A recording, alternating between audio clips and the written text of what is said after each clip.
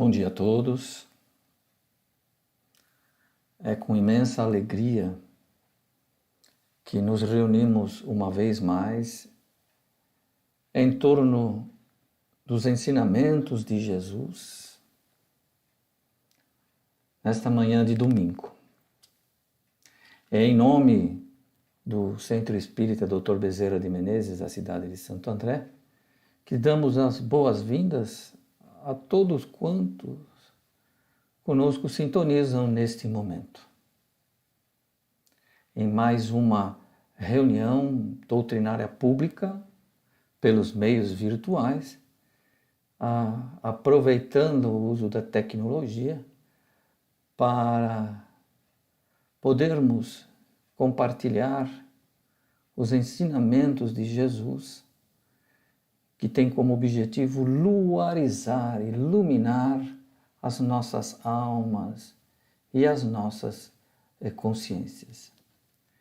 E como temos o salutar hábito de fazer, vamos iniciar o nosso encontro nesta manhã de domingo, conectando-nos aos benfeitores espirituais por intermédio da prece.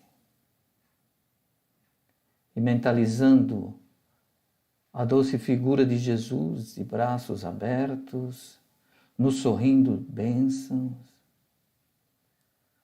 Buscamos, em primeiro lugar, louvar o nome de Jesus, louvando-lhe ainda a condição de modelo, guia e mestre de todos nós.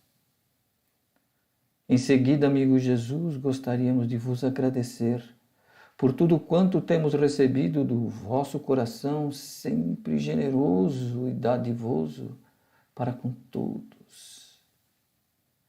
Em especial vos agradecemos esta oportunidade bendita e te rogamos, abençoa o nosso propósito, Jesus. Trazemos conosco o objetivo do aprimoramento através do conhecimento.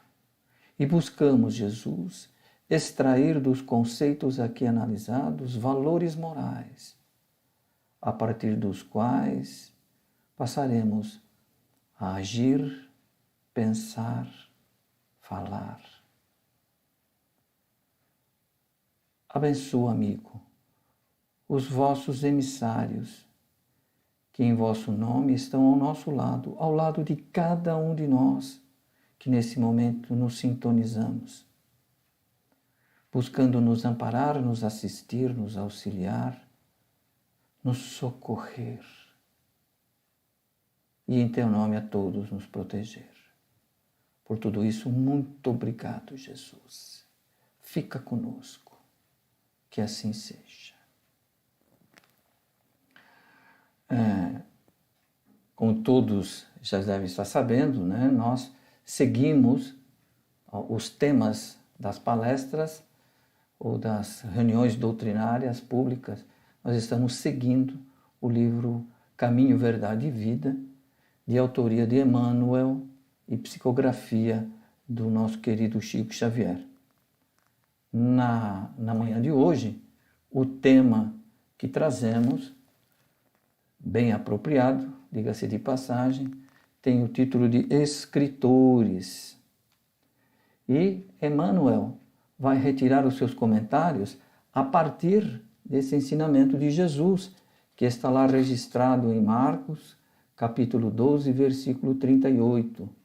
Ele diz assim, Jesus nos diz, guardai-vos dos escribas, tomem cuidado com os escribas que gostam de andar com vestes compridas. Na realidade, esses escribas ao qual Jesus se refere nessa passagem eram os especialistas do templo em Jerusalém e também existente em sinagogas, que eram os responsáveis por registrar todos os acontecimentos que envolviam a comunidade religiosa. Então eram eles também que registravam as ocorrências, os eventuais julgamentos que aconteciam. Tudo para uma posterior referência. Então, estes eram os escribas que sempre são mencionados em o Velho Testamento. E depois que Jesus vem fazer esse alerta para nós, os escribas. E os escribas, para realizarem essa atividade, eles tinham que ter um grande conhecimento de tudo que se dizia a respeito da religião judaica. Então, eles tinham que conhecer profundamente não só a lei mosaica, que era o Torá, né, os 5 livros que compõem os ensinamentos basilares dos judeus, mas também conheciam com bastante profundidade o Talmud. O Talmud é onde eram registrados os comentários dos especialistas em torno das leis de Moisés, fazendo algumas interpretações e mantendo esses registros para uso futuro. Então, esses eram os escribas, profundos conhecedores de tudo quanto se passava em relação à religião judaica. E o Emmanuel, a partir dessas considerações de Jesus, ele faz alguns comentários. Nós vamos segmentar esses comentários. O primeiro que nós vamos buscar desenvolver exatamente o que ele fala, que as letras do mundo sempre estiveram cheias de escribas que gostam de andar com vestes compridas. Na realidade, esses vestes compridas ao qual Jesus se refere eram criaturas extremamente vaidosas, arrogantes, do enorme conhecimento que possuíam. Então, eram pessoas que gostavam de se exibir, de declarar a sua fama, a sua notoriedade, adoravam o destaque social e principalmente o reconhecimento público e, como decorrência de tudo isso, o acúmulo de dinheiro, de fortuna. E é exatamente isso que ele vem nos falar, né? Jesus referia-se não só aos intelectuais ambiciosos, arrogantes, vaidosos, mas também aos escritores que envenenam os espíritos com as suas concepções, com as suas ideias doentias. Evidentemente, Jesus se reportou àqueles que divulgavam as suas opiniões, o seu conhecimento, por intermédio da escrita. Mas hoje em dia nós ultrapassamos somente essa condição de escrever, né?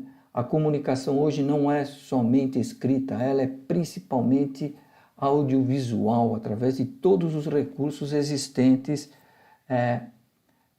à disposição da humanidade. E desse parágrafo de Marcos, nós vamos pegar o comentário final que Jesus coloca. Rigoroso será o julgamento que os aguarda para os escritores que buscam envenenar os espíritos, né, das criaturas. Então, lembrando que esse julgamento não é um julgamento como nós estamos acostumados a ver, é o julgamento realizado pela nossa própria consciência quando retornamos ao plano espiritual, após, evidentemente, a nossa desencarnação. E segue, então, a partir daí. Encontrei nesse livro uma trova, uma poesia, posso dizer assim, nesse livro fantástico chamado Trovadores da Alma, que é psicografia, são vários espíritos trovadores que utilizam-se da psicografia do Chico Xavier e também do Valdo Vieira. E vou trazer esse que eu achei muito interessante. Ele diz assim, o autor: escreves, comunicas as tuas ideias, registras as tuas ideias para divulgá-las aos outros? Aí vem o alerta. A cada traço, a cada palavra que você divulgar, a cada ideia que você efetuar, lembra a morte terrena. Lembra que um dia vamos morrer e vamos enfrentar a nossa consciência. E ele segue dizendo: há muita pena no espaço, há muito sofrimento no plano espiritual. E agora ele vai dizer por quê. Apenas devido à pena. Mostrando claramente que aqueles que registram as suas ideias, que as divulgam e ela prejudica as criaturas, rigoroso será o julgamento nas palavras de Jesus. Então há muito sofrimento em função disso. Quem nos traz essa trova é o senhor Batista Ceppelos, né? Que é um poeta, tradutor, teatrólogo e romancista brasileiro, que nascido aqui em São Paulo, aqui perto da capital, mas que passou a sua vida toda no Rio de Janeiro. Ele viveu entre 1872 até 1915.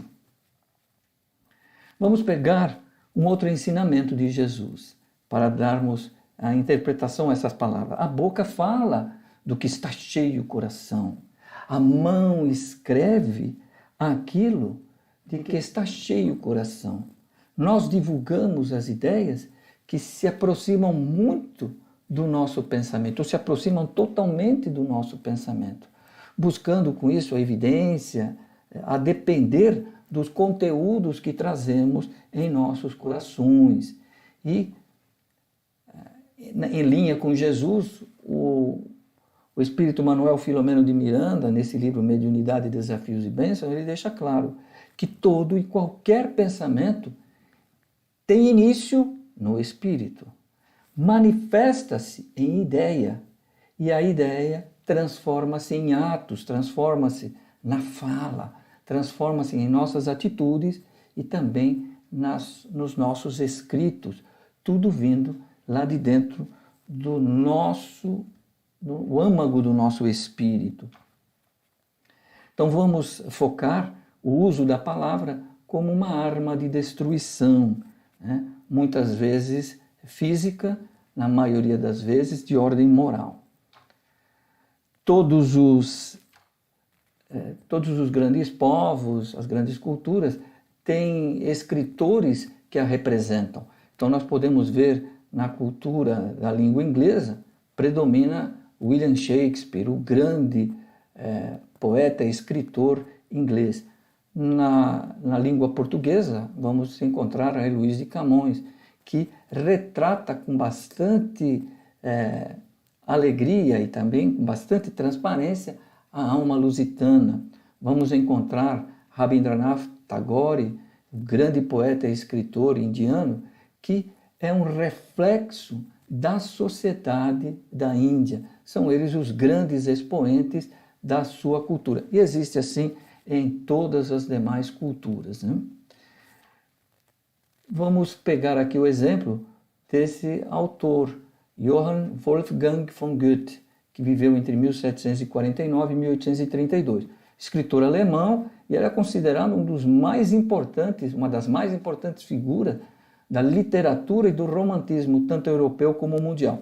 Só a título de informação, temos aí 3 grandes obras dele, né? Afinidades Eletivas, que ele editou em 1809, o livro Fausto, foi editado em 1806, e Os Sofrimentos do Jovem Werther, que ele publicou em 1774.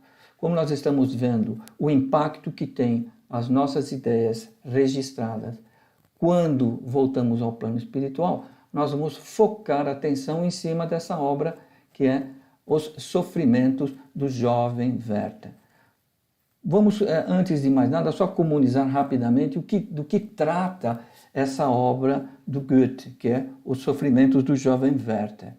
Então, esclarecendo sobre essa obra, Werther é o protagonista, o herói dessa obra, e ele é dominado por uma paixão profunda e infeliz.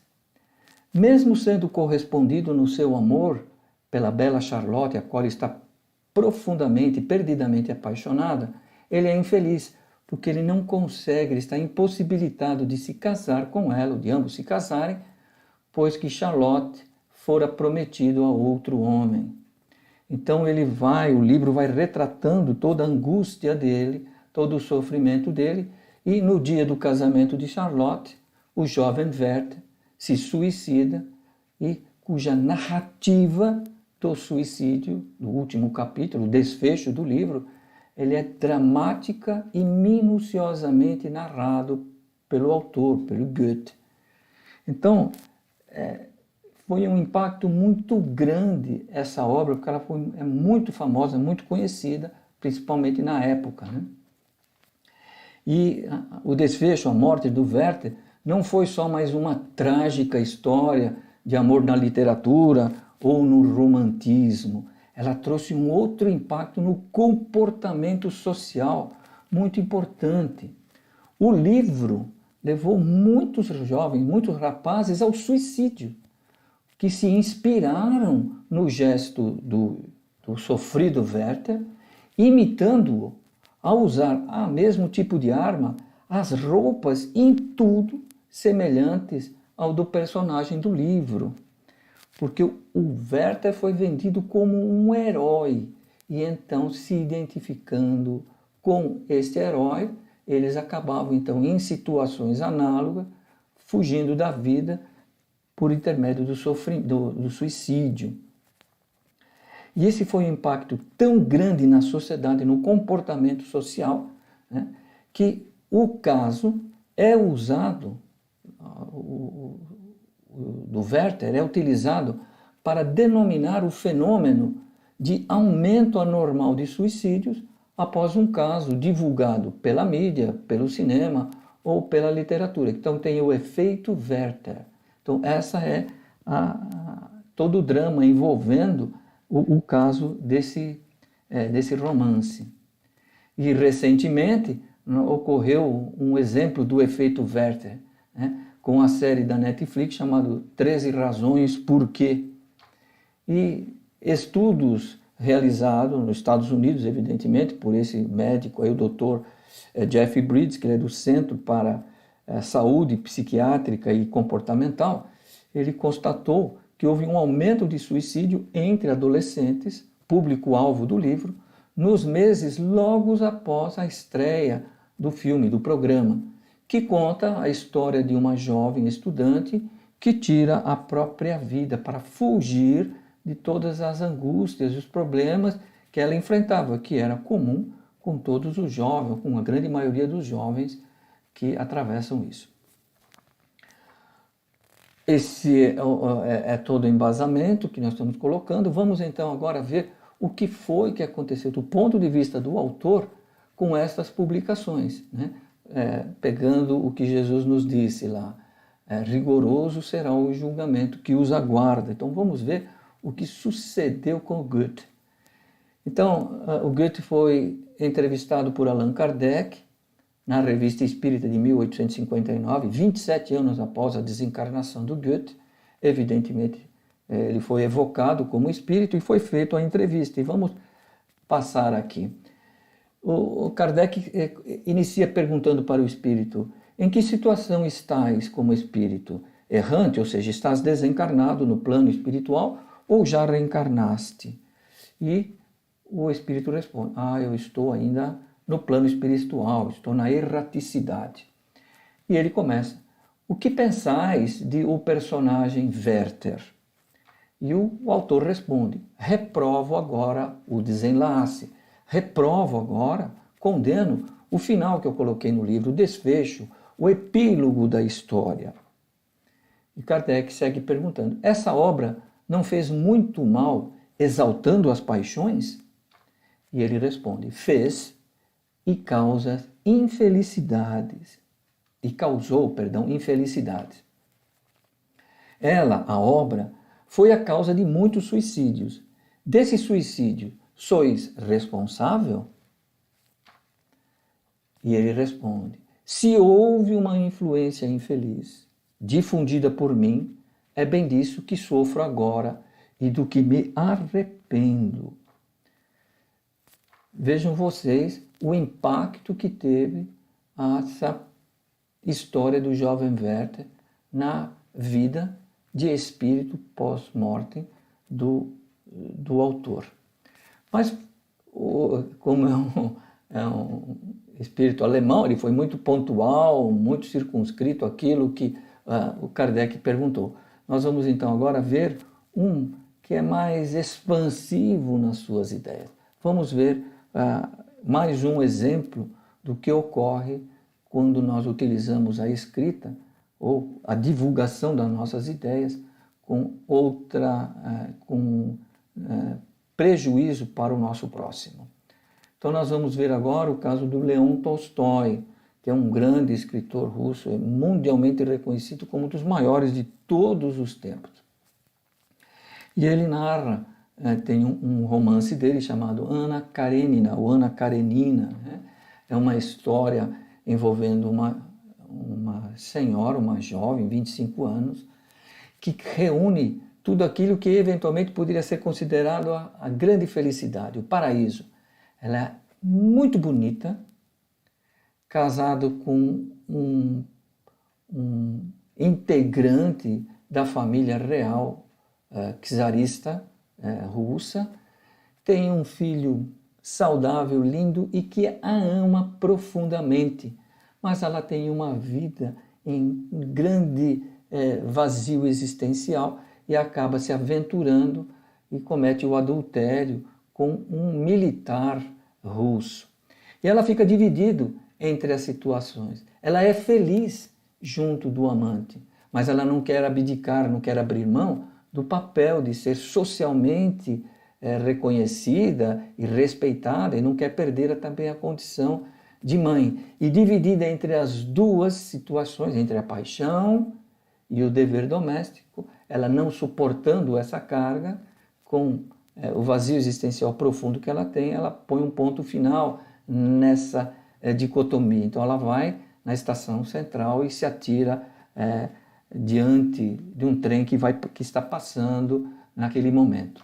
Então, nesse livro chamado Sublimação, que é um livro de psicografia do Leon Tolstói, ditado pelo Leon Tolstói, pela psicografia da nossa querida Ivone do Amaral Pereira, no prefácio do livro, na apresentação, ele vem dizer: muitas vezes afligi-me com a notícia de que algumas mulheres haviam imitado o gesto de certa heroína famosa de um dos meus romances, que é Anna Karenina, entregando-se à tragédia de um suicídio, nela, na personagem, na Anna Karenina, inspiradas. Se os suicidas se inspiravam nas histórias por mim contadas, sempre muito lidas, sentia-me culpado por ser o causador daquela desgraça. Penitencio-me da falta ante Deus e os leitores, declarando que tudo venho tentando a fim de repará-la. Então vejam vocês o impacto que tem muitas vezes uma ideia que nós consideramos sem nenhuma consequência, mas ela vai se desdobrando em consequências, e essas consequências irão mais tarde repercutir na nossa condição de felicidade ou infelicidade no plano espiritual. Veja que ele não matou ninguém, mas ele inspirou, ele levou a essas mentes sofridas, que se identificam facilmente em função de problemas psicológicos e acabam cometendo esse suicídio. E ele então se responsabilizou, reportando-nos a palavra de Jesus: rigoroso para esses será o julgamento que os aguarda. Vamos então pegar uma outra vertente agora do livro Caminho, Verdade e Vida, que é além dessa dos consequências para os escritores. Ele diz assim: nos dias atuais, quando atravessamos tempos perturbados e difíceis para o homem, o mercado de ideias apresenta-se repleta de artigos deteriorados. O que ele quis dizer com isso? Ele quis dizer da fake news, né? Hoje em dia, essas mentiras publicadas, disfarçadas de verdade, é que vem tumultuando as relações sociais, econômicas, políticas, relações de todos os tipos, né? De inverdades apresentadas como verdades. Então agora nós vamos enveredar por esta observação do Emmanuel. E nós vamos buscar esse livro do Francisco Cândido Xavier, da autoria do André Luiz, nos domínios da mediunidade, onde eles estão acompanhando em um determinado bar, uma determinada boate, uma ocorrência desse tipo. Então, sendo sucinto, né?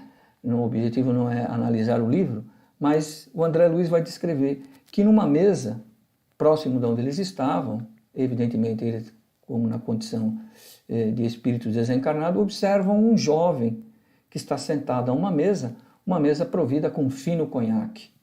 Um rapaz sob o domínio de uma entidade digna de compaixão, de uma entidade desencarnada, de um espírito digna de compaixão, pelo aspecto repelente em que ele se mostrava. E esse jovem escrevia constantemente. O cérebro do moço, observa André Luiz, embebia-se, estava encharcado em substância escura e pastosa que escorria das mãos do triste companheiro desencarnado que o enlaçava, que o envolvia, que o abraçava. Via em ambos, na dupla, a absoluta associação na autoria dos caracteres escritos, daquilo que estava sendo escrito. A autoria era de ambos, não era só do jovem encarnado. Uma vez que o rapaz, desejando produzir páginas escabrosas, encontrou quem lhe fortaleça a mente e o ajude nesse mistério, que o ajude nessa tarefa, que o ajude nesse trabalho. Juntos, esclarece o André Luiz, pretendem provocar uma reportagem perniciosa, prejudicial, envolvendo uma família em duras aflições. E ele conta rapidamente, houve um homicídio e o rapaz que estamos observando a escrever, interessado em exagerar a participação de uma jovem que foi perifericamente envolvida nesse homicídio, com o fim de martelar-lhe a mente apreensiva e arrojá-la, de atirá-la aos abusos da mocidade, levá-la à depressão, levá-la à revolta. O jornalista, de posse do comentário calunioso, será o veículo de informação tendenciosas ao público. A moça, alvo desses comentários, vai se ver de um instante para o outro exposta às mais desapiedadas apreciações, os mais desapiedados comentários caluniosos e, de certo, se perturbará emocionalmente. O jornalista pretende alcançar o noticiário de sensação para deprimir, para enfraquecer a vida moral dela e, com isso, amolecer-lhe o caráter, trazendo-a, se possível, ao charco vicioso em que ele se situa, onde que ele está. Está lá no capítulo número 15, Forças Viciadas, do livro Nos Domínios da Mediunidade, mostrando como é que está estruturada a questão dessas fake news, dessas notícias, né? Invariavelmente, podemos dizer, baseado no exemplo, que essas pessoas que produzem esse tipo de informação estão sempre acompanhadas, ou estão preferencialmente acompanhadas de espíritos infelizes, inferiores, que, aproveitando o desejo dele de fama, né, de vestir longas roupas, de ser reconhecido, de ser famoso, acabam escrevendo essas inverdades, muitas vezes caluniosas a respeito das criaturas.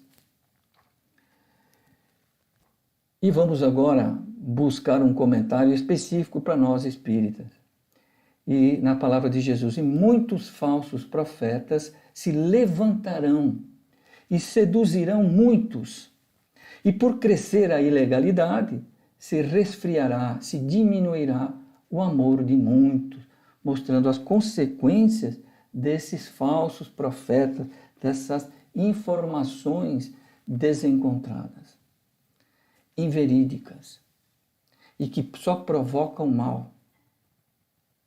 E nós espíritas temos que tomar um cuidado redobrado, a par de tudo que nós estamos observando à nossa volta, nos dias de hoje, e baseado no conhecimento que a doutrina espírita nos traz, nós temos que tomar um cuidado redobrado de não sermos nós aqueles que divulgam, aqueles que passam para frente notícias escabrosas que não correspondem à verdade.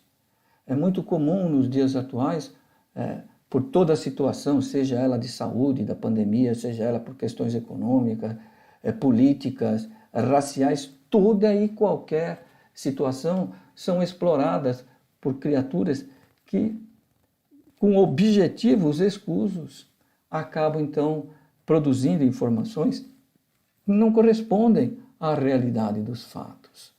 E nós temos que tomar muito cuidado, porque está nos meios eletrônicos, né, nas redes sociais, comumente nós observamos essas considerações. Ontem mesmo, de acordo com uma desses informes, né, revestido sempre de uma aura de muita luz, de coisa positiva, na tarde de ontem, do sábado de ontem, uma determinada casa espírita estava aí promovendo, de um determinado período, durante 2 horas, o que ele chamava de vacina espiritual. E recebi isso de um espírita, né? E ele dizia nessa comunicado que as falanges de luz, ele sempre usa uma linguagem assim realmente bastante, que enfeita bastante, né? Dizendo, olha, virão equipes médicas chefiadas pelo Dr. Bezerra, coitado do Dr. Bezerra, está envolvido em tudo quanto que é essas fake news que aparece por aí. E você deve ficar de tal hora a tal hora, e tem que descobrir o braço esquerdo, tem que ser o esquerdo, não pode ser o direito, pôr um esparadrapo, e você vai tomar uma vacina espiritual. Sabe, gente, desprovido de todo e qualquer bom senso. Basta um pouco de análise para você ver que não corresponde ao comportamento típico dos benfeitores espirituais que a doutrina espírita, pelo menos aqueles que a doutrina espírita propaga.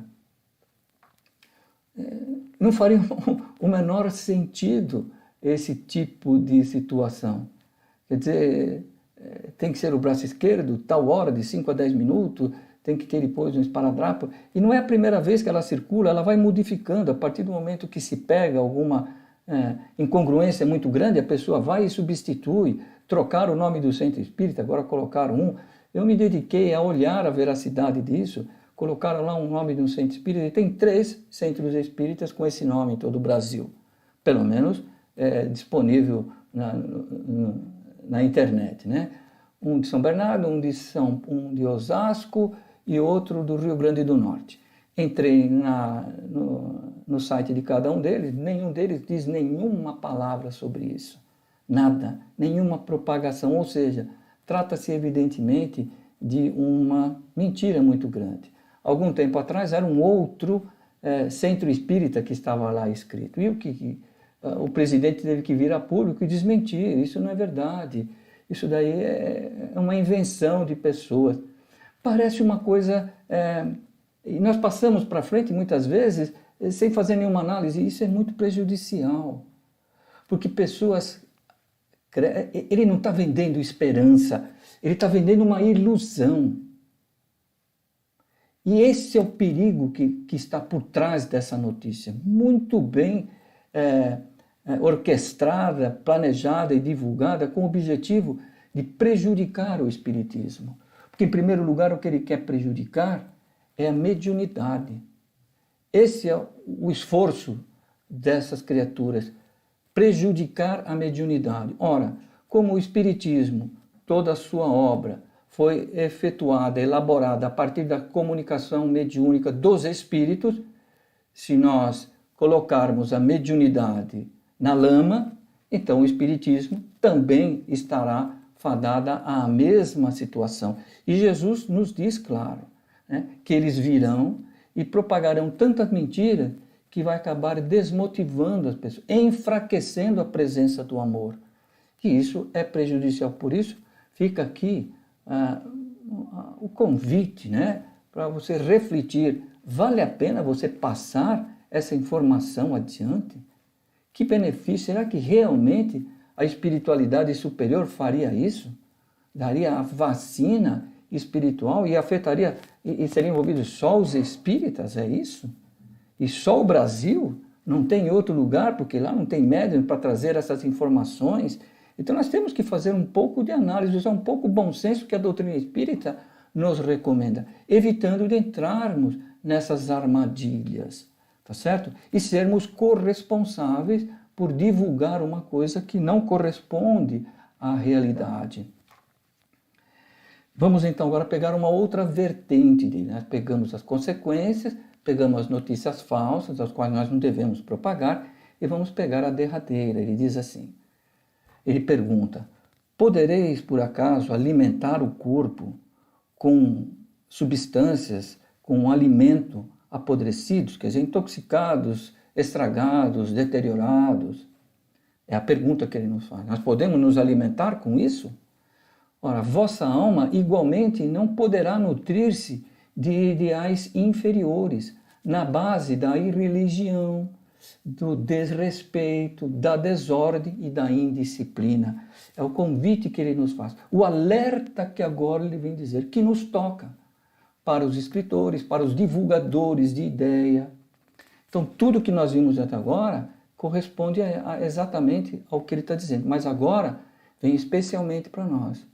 E nós podemos nos alimentar disso, alimentar a nossa alma com com essas informações.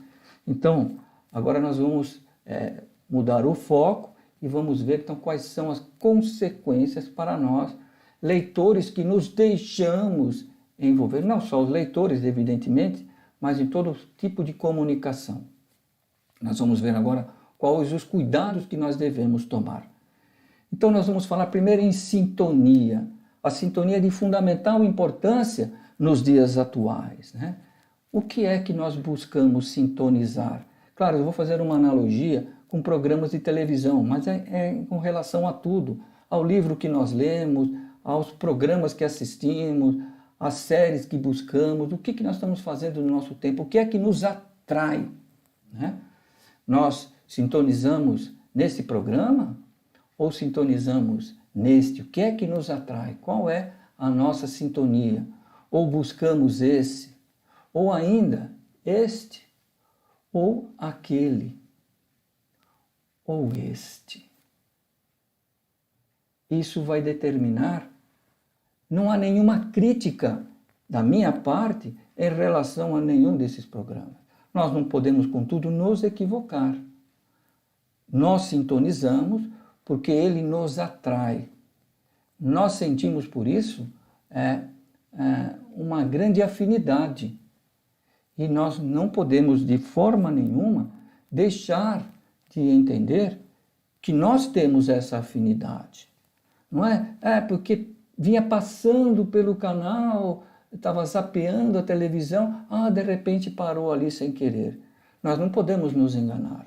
Isso faz parte da recomendação do Espiritismo, que é o autodescobrimento. Enquanto nós não descobrirmos o que realmente somos, aquilo que nos traz a afinidade e a atração, a nossa sintonia, nós não poderemos corrigir. Então, portanto, não vai da minha parte nenhuma crítica a quem prefere esse ou aquele. Só fica claro qual é o tipo de sintonia, qual é o tipo de sentimento e de desenvolvimento moral que nós temos para essa ou aquela sintonia. E a Joana vem nos deixar claro nesses dois livros, em razão dos hábitos que retém a criatura nos níveis mais grosseiros do processo evolutivo, muito mais fácil é a sintonia com as influências negativas. Então, quando nós estamos nos associando, sintonizando com algo, não é uma crítica, mas é para nós descobrirmos o que é que realmente nos movimenta, o que é que realmente nos traz a alegria, o prazer de essa ou daquela sintonia. E ela complementa nesse outro livro, dizendo assim, todos podem modificar os hábitos de pensar, cultivando ideias superiores através de leituras sadias, de conversas úteis, de convivências saudáveis. Está lá, né? Atitudes renovadas, Joana de Ângeles, capítulo 4, pensamento e bem-estar. Então, essa é a precaução que nós estamos convidando. Mas por que eu devo me preocupar com isso? Por quê? Então, essa é uma pergunta interessante. Então, vamos tentar responder o porquê, né? Nós estamos vivendo um momento de pandemia. Todos estão vendo a consequência de tudo que está acontecendo aí. As tristezas das mortes, a tristeza das falências, a tristeza da perda de emprego, tudo são tristezas. O impacto que isso está provocando no emocional de cada um de nós, até mesmo no físico. E a pergunta não é por quê, o melhor é para que a divindade, Pai que nos ama de forma absoluta, está submetendo a humanidade a essas angústias, a esses sofrimentos, a essas aflições. Para que se presta tudo isso? E essa é a pergunta fundamental. Para que estamos vivendo esses momentos? E o livro recém-lançado do Manuel Filomeno, No Rumo do Mundo de Regeneração, ele nos dá a resposta, né? Quando o governador da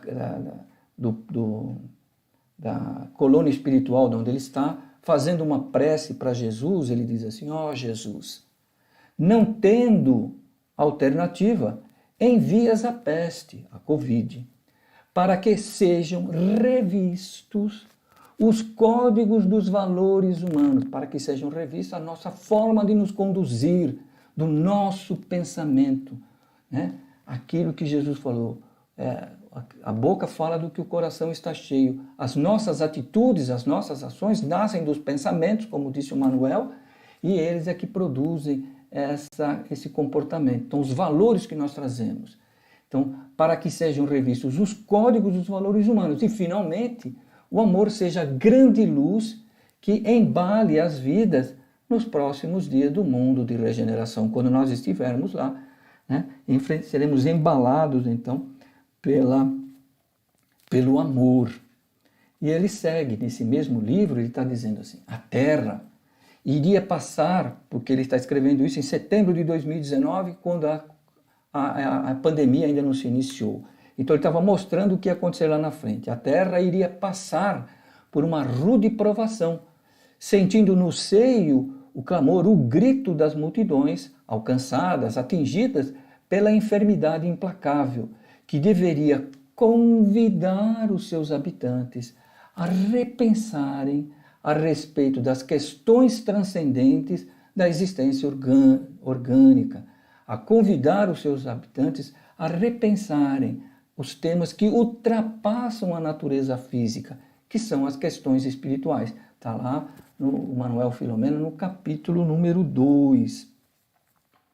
Essa é, portanto, na definição do espírito benfeitor, o mentor Manuel Filomeno de Miranda, as razões pelas quais estamos enfrentando. Então nós estamos sendo convidados a modificar a nossa forma de pensar. E a sintonia, a afinidade, aquilo que nós lemos, aquilo que nós absorvemos, representa o equivalente àquilo que nós trazemos dentro de nós. Então, atendendo o convite de Joana, buscamos vencer esse hábito e buscar fazer algo diferente do que fazíamos até então. Só para encerrar, a afinidade. Se nós observarmos alguns cubos colocados diante do jovem aí, vidro, papel, ferro, concreto, madeira, borracha, plástico, ele colocando um ímã, qual desses cubos é atraído pelo ímã? Evidentemente, é o cubo constituído de ferro, né? Ele é atraído. E por que o cubo de ferro é atraído? Ele é atraído pela afinidade magnética. Então o ímã vai atrair somente o cubo de ferro. É exatamente isso que a Joana vem nos dizer e é o nosso convite. Vamos ver o que é que nós estamos atraindo. Pela nossa afinidade. É essa vigilância que nós devemos ter, para que possamos modificar a fonte que nos inspira o pensamento. E para encerrar, se nós atraímos, também somos atraídos. Esse é o principal grito de alerta que trazemos nessa manhã de domingo.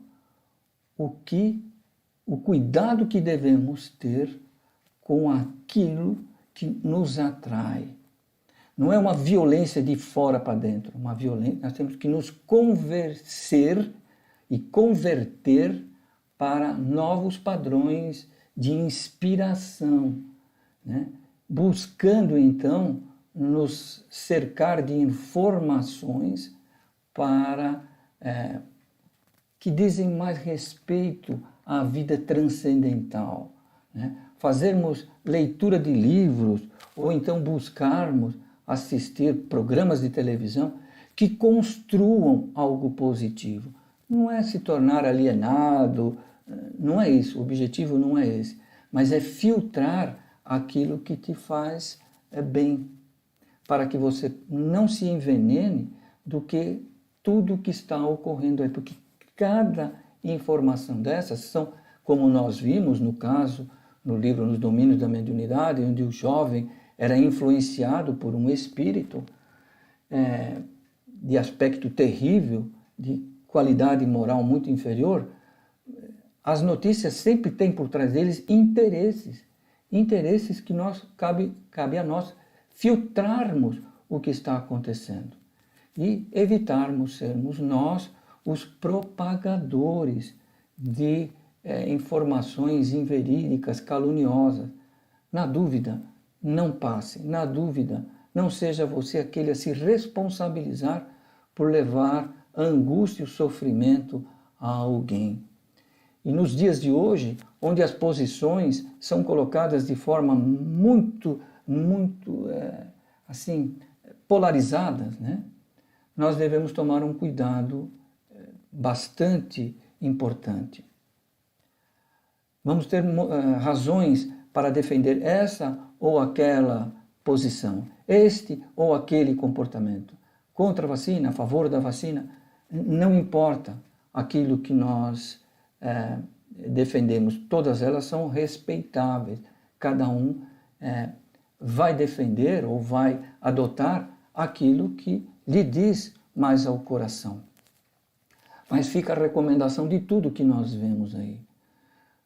O cuidado de compartilhar, de defender essa ideia. Muitos defendem a ideia nos meios de comunicações virtuais, como se ele fosse o grande libertador disso. Não é a nossa responsabilidade. A nossa responsabilidade é nos informarmos e tomarmos a nossa decisão. Porque se nós estivermos tomando uma decisão errada, nós seremos responsabilizados por isso.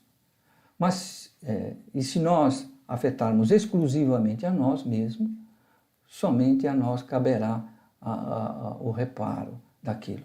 Mas imagine se nós, no afã de defender uma ideia, propagarmos e convertermos com a nossa capacidade de manifestar ideias, convencermos outras pessoas e depois lá no fim se mostrar que nós estávamos equivocados. Além do dano que provocamos a nós mesmos por uma decisão equivocada, nós seremos responsabilizados por todos aqueles que, baseado nas nossas defesas ardorosas, acabaram então cometendo um equívoco. É o que nós vimos com o escritor, tanto Goethe quanto o Leon Tolstói. É o convite que fazemos.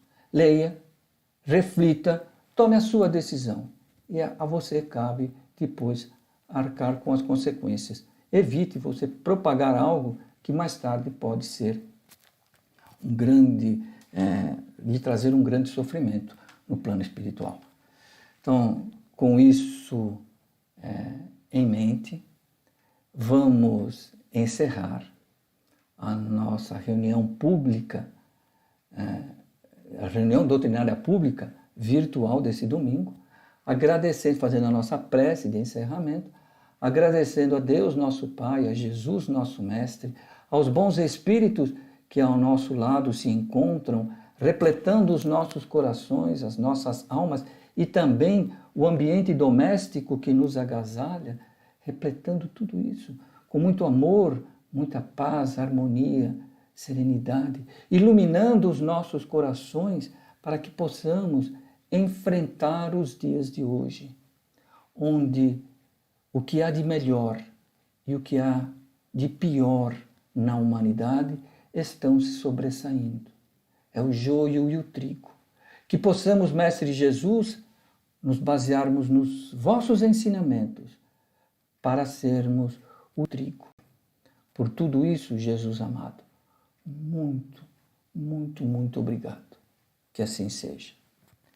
E, uma vez mais agradecendo a todos e rogando a Jesus que nos abençoe hoje e sempre. Fiquem com Deus, um bom domingo a todos vocês.